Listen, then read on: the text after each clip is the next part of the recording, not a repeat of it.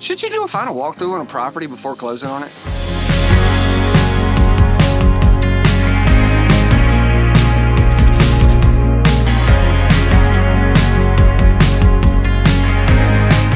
The answer is absolutely yes.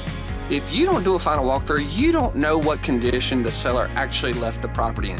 Do you know how many times we've seen that somebody went to go move a refrigerator, washer and dryer, and they ripped the linoleum whenever they moved it?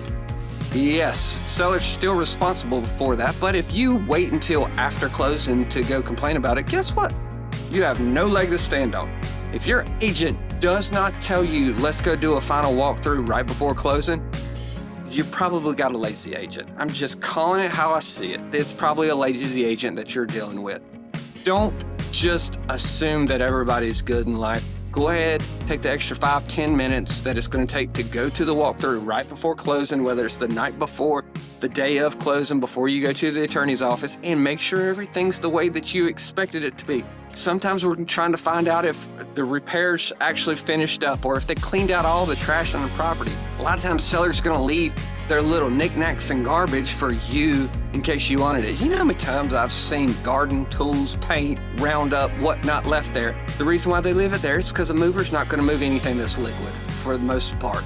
So unless they hide it from a mover, the mover's going to say, no, we can't take that Roundup, we can't take that paint. And you don't want that paint. And guess what?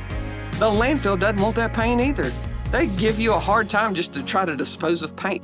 So it's not something you probably want to deal with, and you probably don't want to leave it on a shelf in your garage for the next 18 years.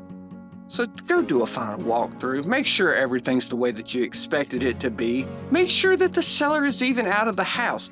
Sometimes we see they're like, oh, we didn't realize that we needed to be out before closing. Other states outside of North Carolina don't actually have that law. They give them a little bit of a leadway to be able to get out of that property.